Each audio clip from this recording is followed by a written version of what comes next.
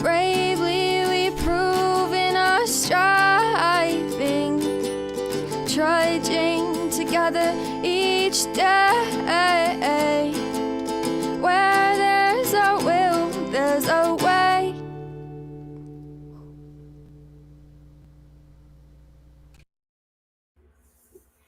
Sober Saturday.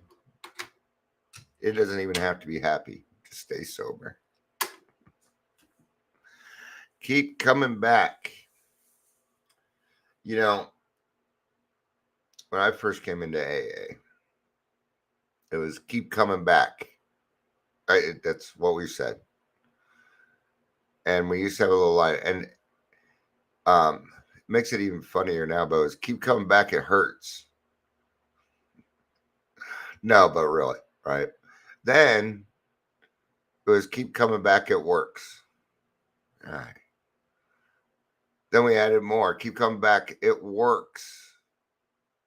If you work it. Then we added on more. Keep coming back, it works if you work it. And you're worth it. Why is this? Because alcoholics just need to have the last line, man. They need to have the last say.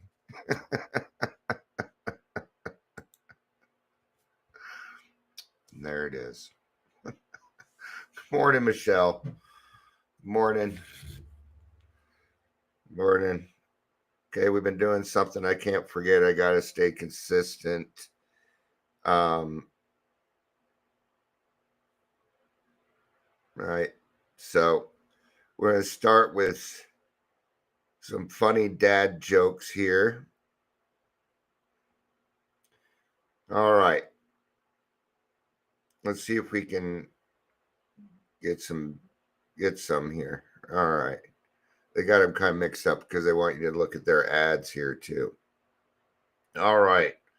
Why did the jaguar eat the tightrope walker? He was craving a well-balanced meal. We can do better. We can do better. 150 best dad jokes to keep going year around. Why is it bad to iron a four-leaf clover? Because you should never press your luck. What did one hat say to the other? Wait here, I'm going on ahead. What is a fancy fish called? Sophisticated. All right. See, I'm trying to make this show into segments. All right. What does the 12 by 12 say about pain being the touchstone of change? Thank God for otter boxes, right? Did you hear that clamoring? Right, 164 or more. That's kind of what we're looking for.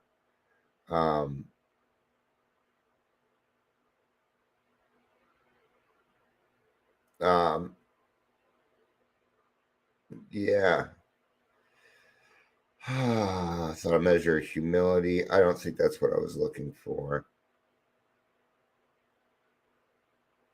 Pain can be solved. Pain, despair, being the price of admission. Da da da da da. Humility, paralyzed, healing, tranquility. Maybe it's in. What does AA say about pain being the touchstone of all change? Right there. Says it, but it's not giving me the pain is the touchstone.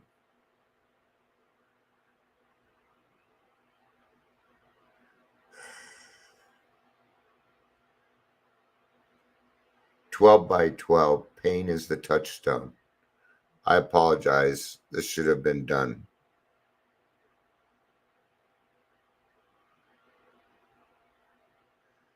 It's giving me the same thing. All right. Let's go ahead and do it. All right. Let's go ahead and do it.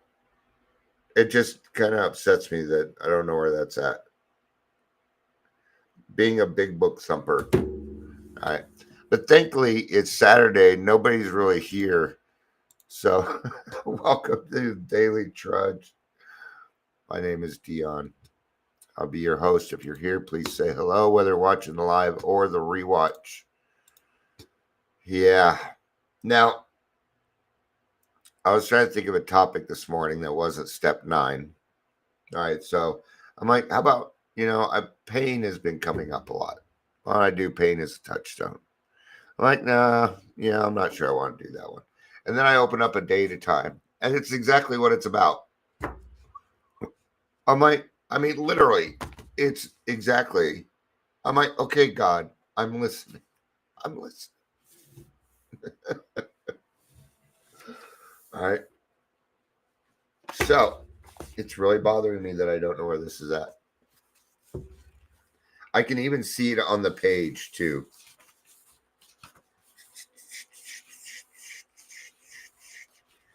I bet I can find it. Miami granted, channel temporary off the beam, cease to grow. I bet it's the 7. Don't say I don't follow up. All right. Darn it. If somebody finds the page, let me know. It might even be in the big book, but I don't think it is. So we're going to read today's daily reflection a day at a time first, and then we will get into probably the AI chat on it then, since I couldn't find it in the book. All right. We often hear in the program that pain is a touchstone of spiritual progress. We eventually realize that just as the pains of alcoholism had to come before sobriety, emotional turmoil comes before serenity. Now, in the beginning, this is how it's going to feel. But before we go through this, and I'm sure I'll say it again, you can get to a place where pain is not necessarily the touchstone of change. It doesn't always have to be. Now, that doesn't mean that you can change it to where it never happens. It don't work that way. All right? No. Good example, my tooth. All right? It's been in pain for, 2 weeks now. So I went and got it removed. I changed it. Still dealing with it a little bit. It's much better though.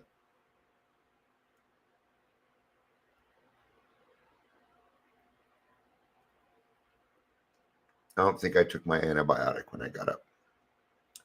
Don't you hate that when you can't remember whether you took the med or not? Because it's not a consistent one. I don't think I did. No, I did not.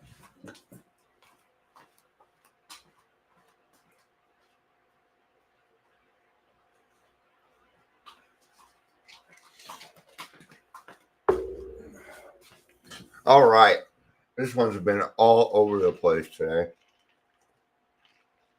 So pain isn't necessarily a requirement, but sometimes we don't know what needs to be changed. Sometimes we're not aware of it. And this is where God might cause a little pain to get your attention. Yeah. Right. I know. And people be, well, why does God have to utilize pain? Why can't he use joy to do that? Because you won't fucking listen if you do it that way. That's why. Okay. It isn't God, it's you.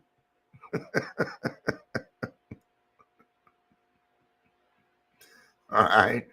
So don't blame God for your pain. Oh, well, if he's going to do that's not a very nice God. Actually, I think it's a very loving God that he loves you so much that he believes in you. Wow.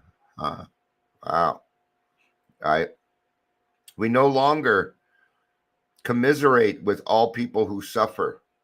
Commiserate means playing the victim, being a part of it. That's what that means. Playing the victim, which I did very, very well. And I had to get out of that victimhood. I had to quit being a victim. It will not get you anywhere. Might get you some pats on the head. I see a lot of people play victim. When somebody's playing victim, they want something, usually a roof over their head. But I get it. I understand. I really do. I know what it's like to not have a roof over my head, you see. I know what it's like to be desperate to have a place to live. Yeah. So,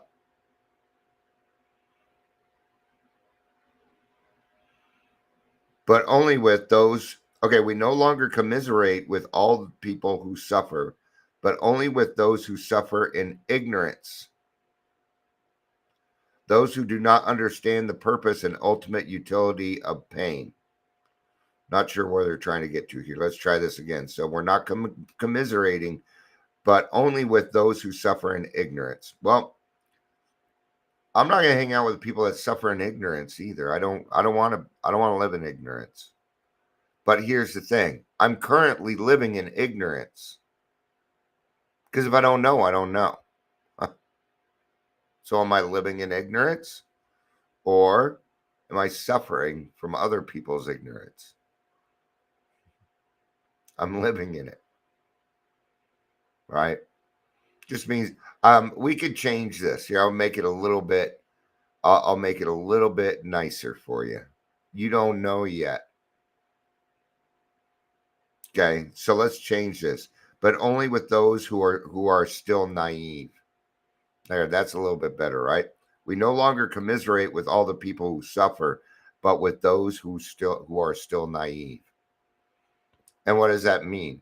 It means that we're searching for the answer, that I'm constantly looking to see where I am being naive, where I do not know. And I do that just by keeping an open mind and keeping an eye out for any new character defects that might come along.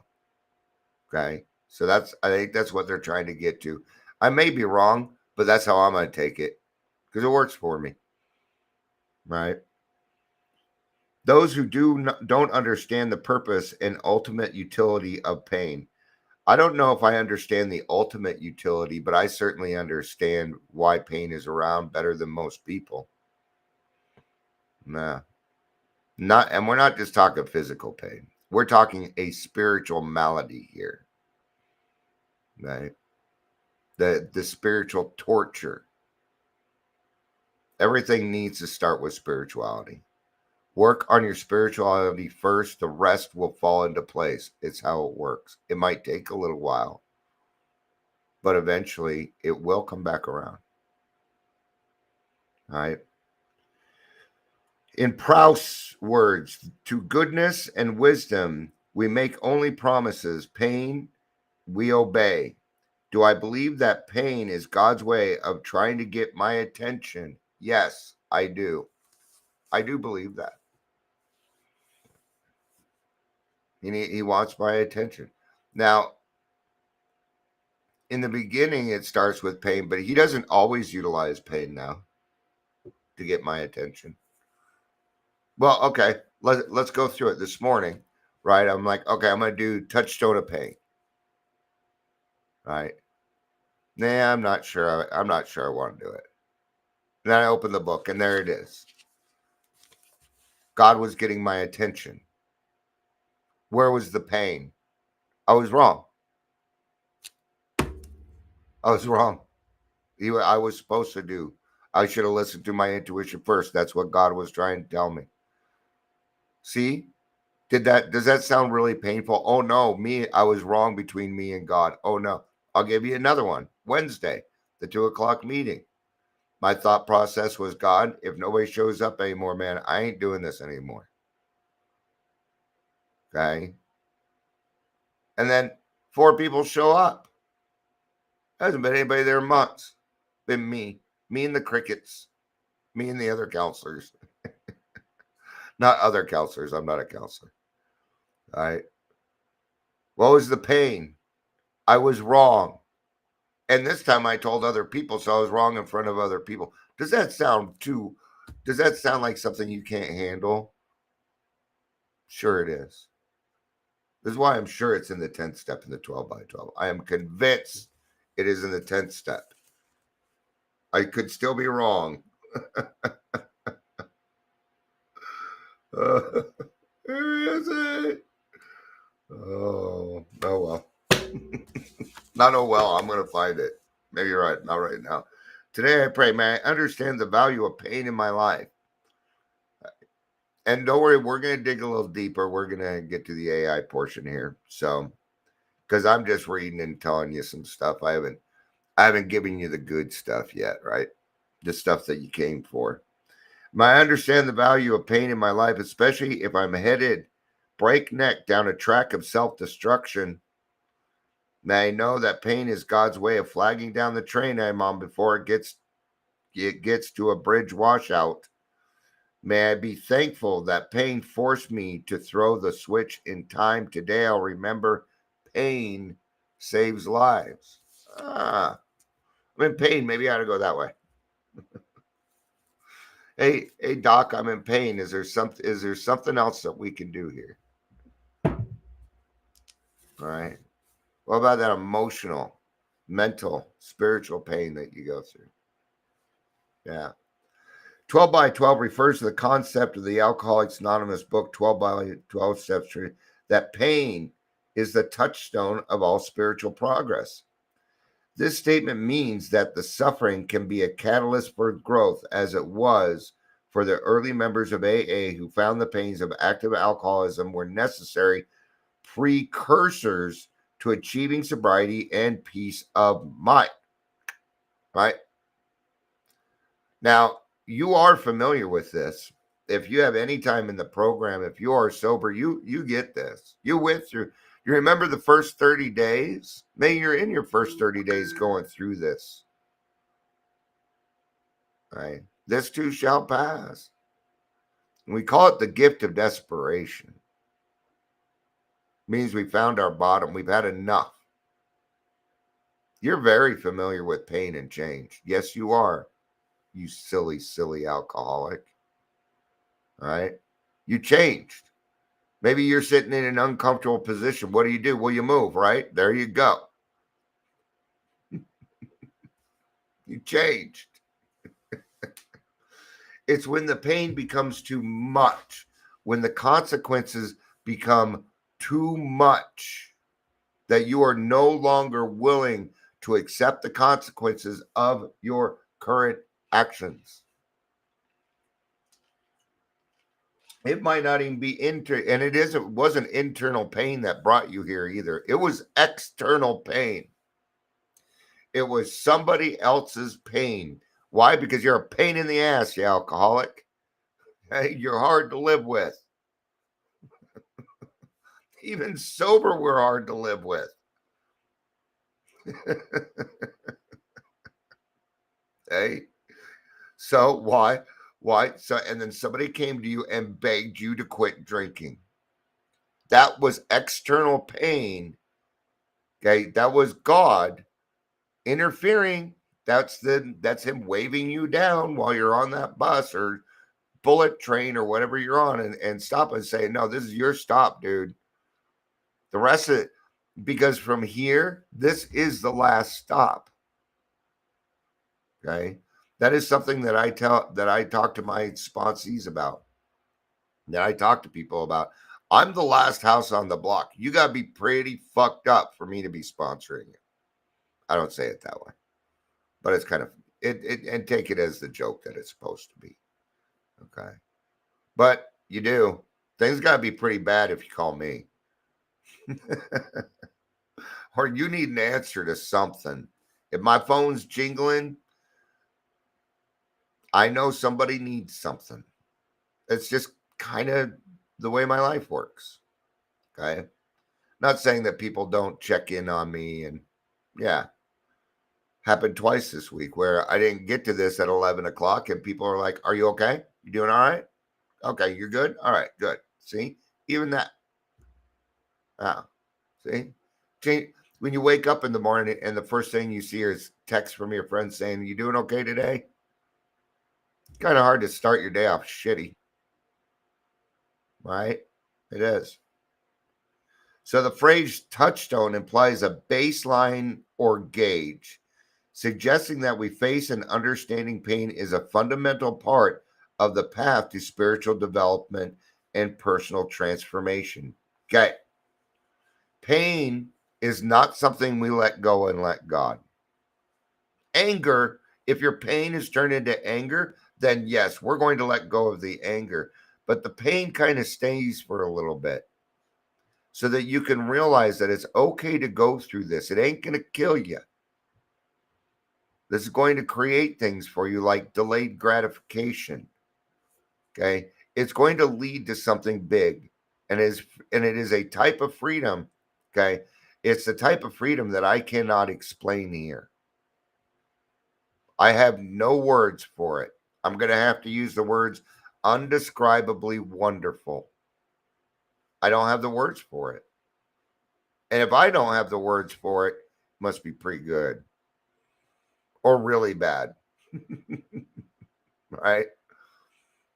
So pain leads to your personal freedom. Okay. But instead of fighting it, we've got to work with it. What is the pain? What is the pain? You're out on the ocean and your sails are headed this way. Oh, look, there's land. Land ho! But then the wind changes. Because God's like, no, Dion, that's the wrong island. If you land there, dude, there's cannibalism on that island.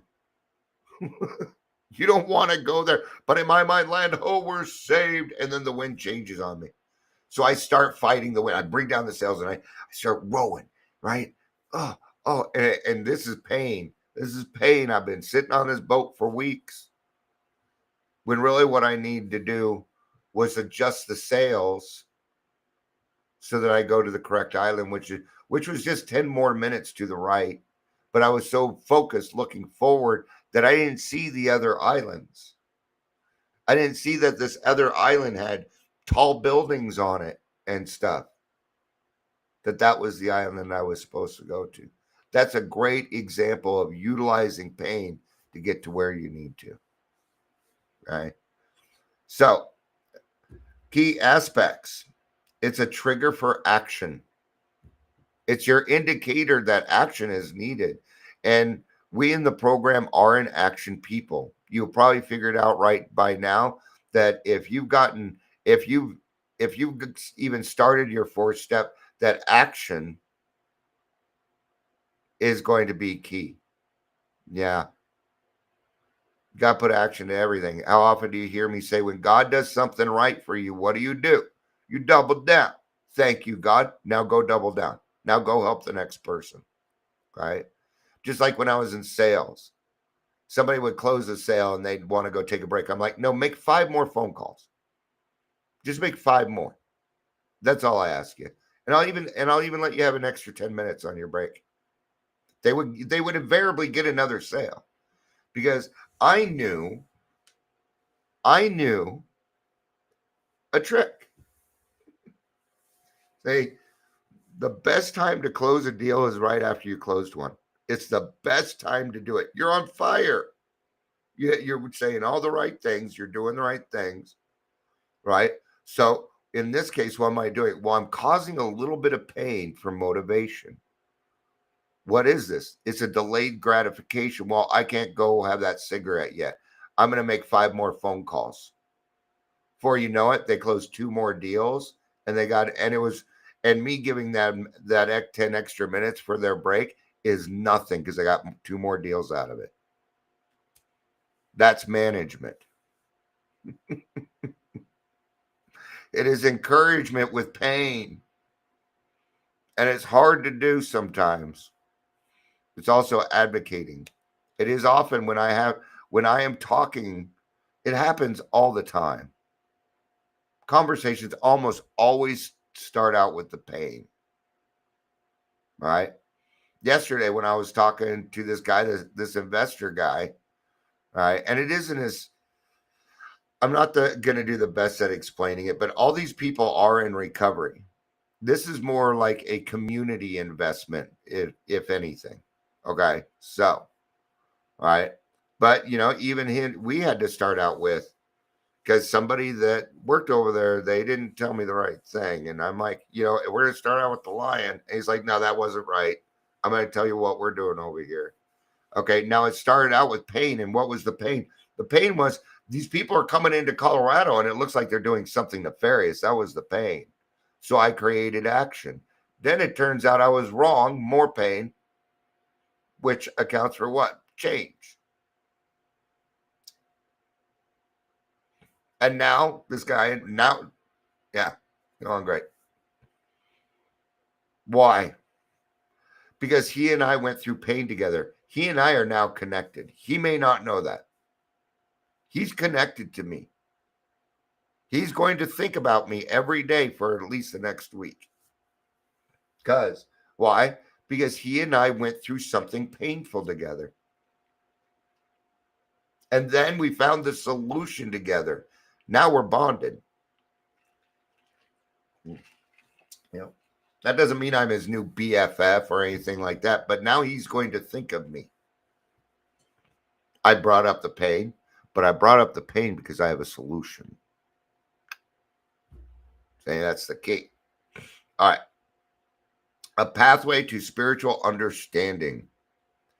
The process of moving through pain can lead to a deeper understanding of oneself.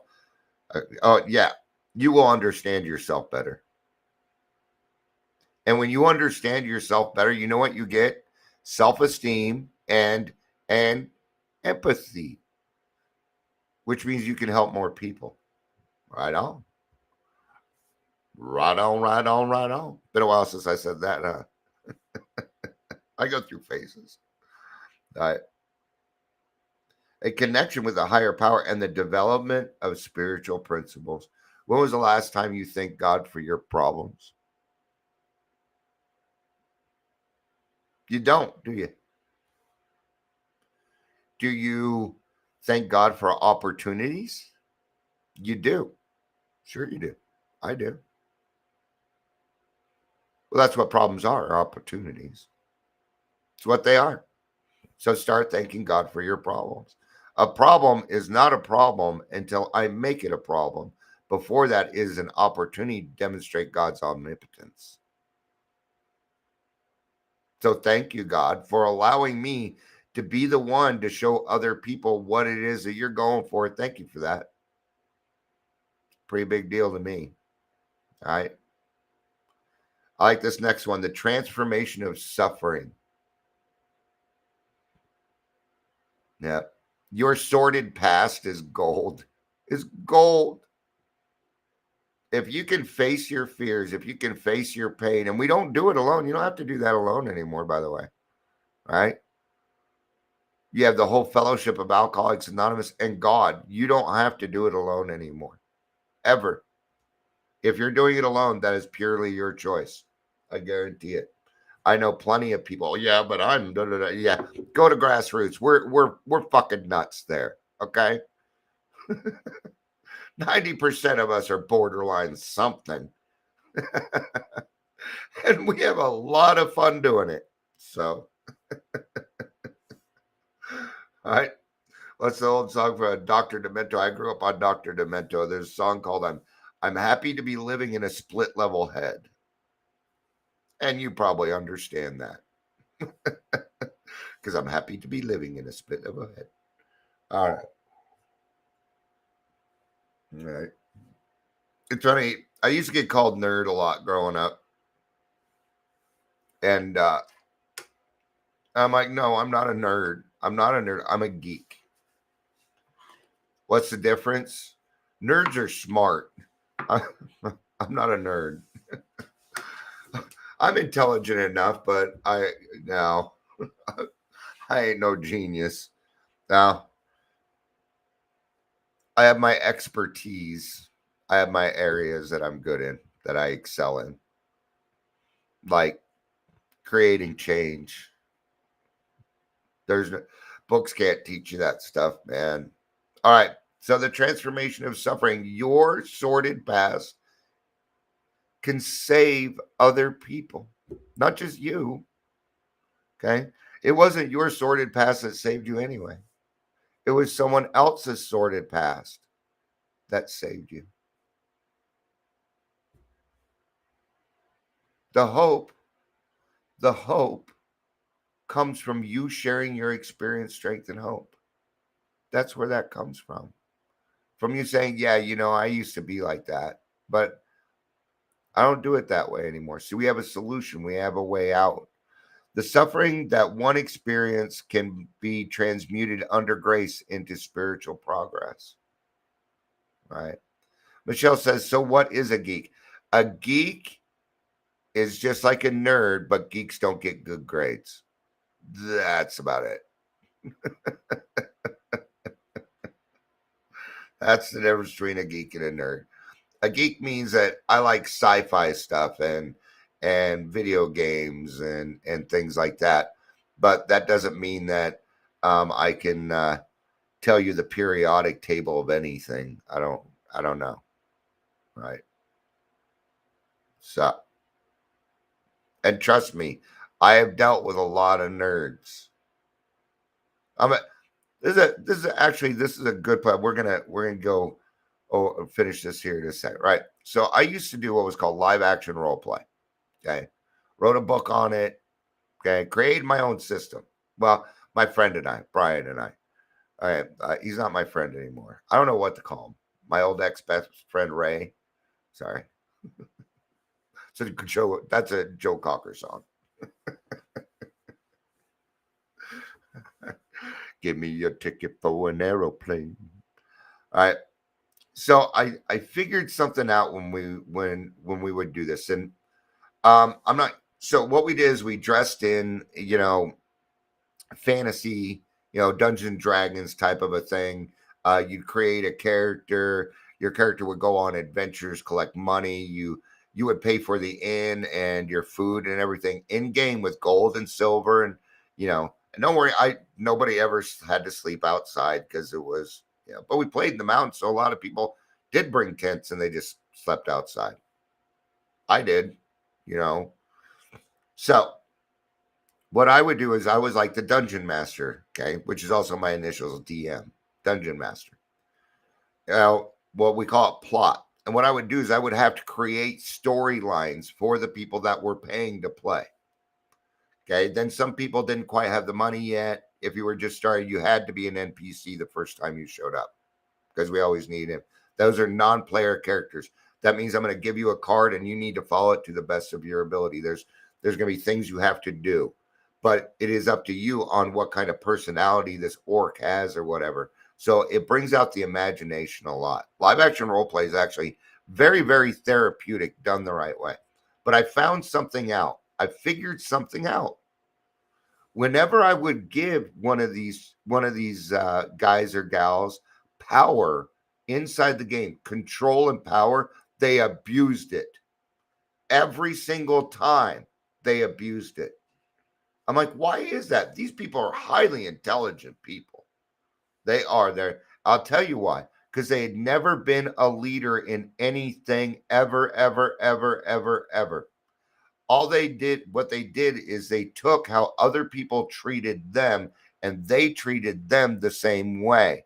So if this person was always picked last for anything, man, they were a total ass and it was not intentional. They thought that's what leaders do. Hurt people hurt people. Mm-hmm. When I'm hurting, I take it out on other people. Okay. What is that? It's a pain. What's the pain in this? They have a fear that they don't know what they're doing, but they don't say anything because you don't want to look dumb. We're bound around a bunch of very smart people. You don't want to look dumb around there. All right. I see it now. Now I see it happens the same way in recovery coaching. Suddenly you think you go get your certificate and you spend 60 hours getting your recovery coach certificate and suddenly you have clients. It's the same thing. You are something, you are playing a role you are not qualified for yet. And the pain there is the ego, the pride. Okay. I've been doing this for a long time. I don't have clients, and I am more qualified than 99% of the people out there for that job. I'm overqualified for that job, actually. That's okay. Sorry. I would still do it because I don't think anything, but that's what I've been told. I'm overqualified for that kind of work. It's a nice way of saying no thanks. That's what that is. That's what that is. All right, a valuable lesson. Ah, it's nice to drink something a little bit cooler and my mouth not going. Sorry, I didn't mean to scream in your ear there. A valuable lesson. The painful experience of the past can provide infinite value by offering guidance and hope to others who are currently struggling. All right. This even goes back to, like when I'm talking to professionals and I tell them, I get to say things that you can't say because I am an alcoholic, just because I'm qualified to say them.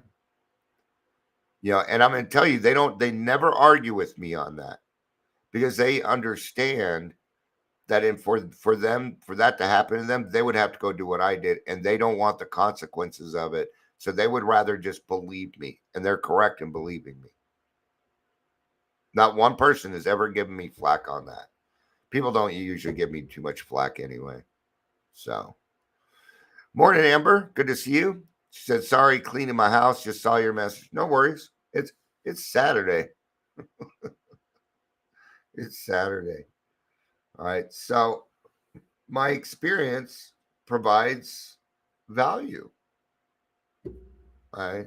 Now, in order for that to happen, okay, you can't just walk in and I'm on step 2 and suddenly I'm all this other stuff. Okay. Let's take the experience, strength, and hope. So you have experience, right? But it's first. Let's put it a different way. Let's use the what it was like, what happened, and what it's like now. This is usually why I wait for somebody to be in the program for about a year before they're on the podcast. Not always needed.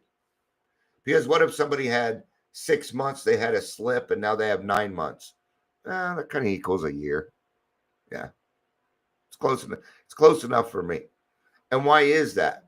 Because what it was like, what happened, what it's like now. They don't have enough of the what it's like now to offset.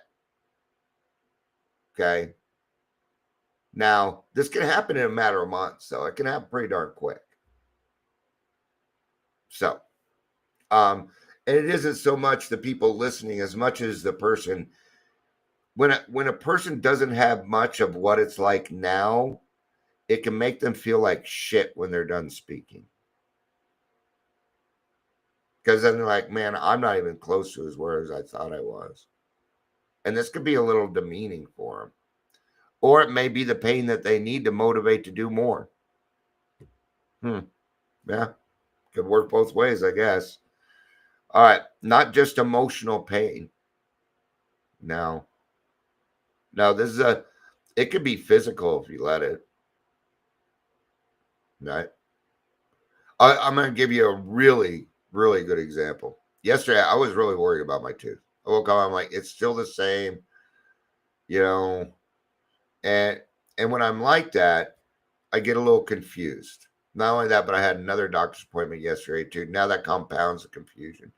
And God bless this lady. God bless this young lady. I have to go write a Google review for them. And I'm like, it still really hurts. This is what's going on.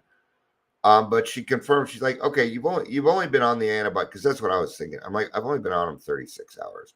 She's like, why don't we give it another 24 hours? I bet you're gonna feel better. And it wasn't 15 minutes later till it started actually feeling better, because I was not adding to because she reassured me. And that reassurance helped me get past the pain, the emotional pain, so I wasn't in more physical pain.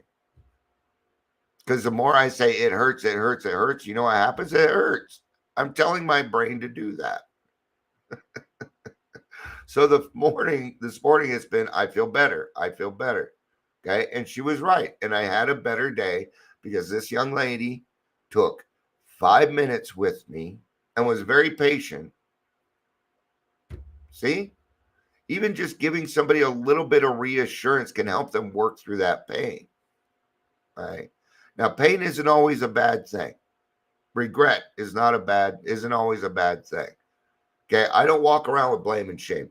I don't do those ones. Guilt, sure, I'll feel guilty for a few seconds, then I'll make an amends, and I'm done with it. Regret, I use for motivation. Okay. What is my regret? My biggest regret was that I wasn't there for my children. It is still a regret for me. Okay. But I use that to motivate. I use that to help my children now instead of whining and crying about how I'm such a bad father. So instead of saying I'm a bad father, I went and became a better father. Much better. I didn't realize that. I'm going to tell you, I didn't think I was. In, I'm surprised at the father I became. Let me put it that way. Hey, Angel. Good to see you. Good to see you. All right. So while emotional and physical pain are often involved, the quote can also apply to the other forms of adversity and hardship, such as the loss of a loved one or a relationship. That's not really the pain that well, it could be, but loss of a loved one, I'm not going to include in this. All right. So yesterday, I ended up talking to another person um, about this guy that's doing this investment, and they proceeded to let me know about not a scholarship. What do you call those? I forget. I forget what it's called. Right? Foundation. They have a foundation for their business. Big oil and gas company. And they're like, we are currently looking for a place to place our money too. I don't know what God's doing right now, but he's throwing big numbers at me. And this person trusts me a lot. And they're trying to figure out the right place to put it and stuff like that. And God's providing a lot of opportunity. I mean, and see, I told you the money would appear. And that's what this guy that I talked to yesterday, there was one thing he said in particular. He said, we cannot rely upon government. I'm like, thank you. Thank you. Thank you. Thank you. Now I really like you. All right. I appreciate that he said that. Huh. And they're not you know what else they didn't do? Blame everybody else for the position that they're in. They're also going to spend a little bit of extra money to make sure that if you have alcoholism, you're going there. If you have drug addiction, you're going here. If it's mental health, it's going here. They were very open to some things. And I think he might be, this guy knows business. So he might be able to, I brought up a barter system situation. So, but it's neat because, I've been making these contacts and stuff for 4 or 5 years now, and to finally be able to put them into play. It's taken some time, and I'm pretty sure it was God's time. I did not force anything. I didn't push anything. So we'll see how it works. If I could probably use some prayers on that that it's done the right way. But some of the numbers being thrown at me, I could do so much with it. I could do so much with it. What they want to do is children, and I'm like, halfway house for homeless children. It's all about reintegration back into society. We can help them emancipate. We can teach them how to get jobs. And I'm like, and you know what these people are? These people are our prevention. If we need anything in Colorado right now, it is prevention. We need prevention. We need the right prevention. All right. I'm not going to eat up your Saturday. Good chance I'll be back later. I don't have anything planned today. I'm not really in any pain. I ain't fighting with nobody. So that means I ain't got nothing to do.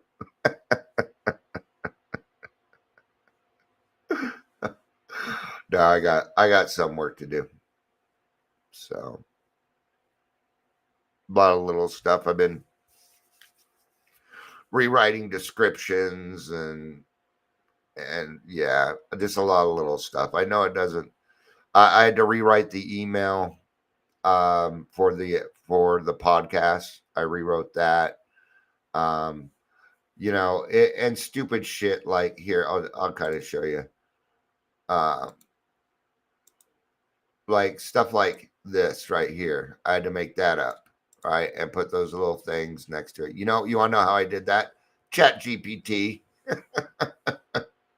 Chat GPT did all of this. Let's see if we can find. Yeah. So, where is it? Oh, that's okay. So this was the old clip postings. Right here. See, it's a little too long, right? So now here's the other clip postings. Nice and short and yeah, we don't care. You're probably still looking at something else anyway. All right.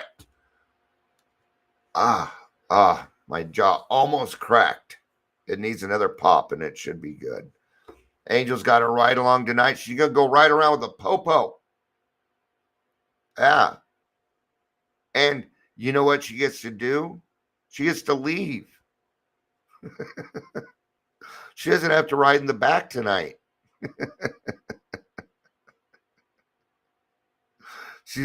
It'll be weird. It'll be weird. Like if you ever got in trouble with the police and things like that, or if you are in and out of detox a lot and you go back and you're allowed to leave because you are not a client or in trouble, it's a really cool feeling. Yep. All right. Thank you all for being here. I appreciate it. I love you.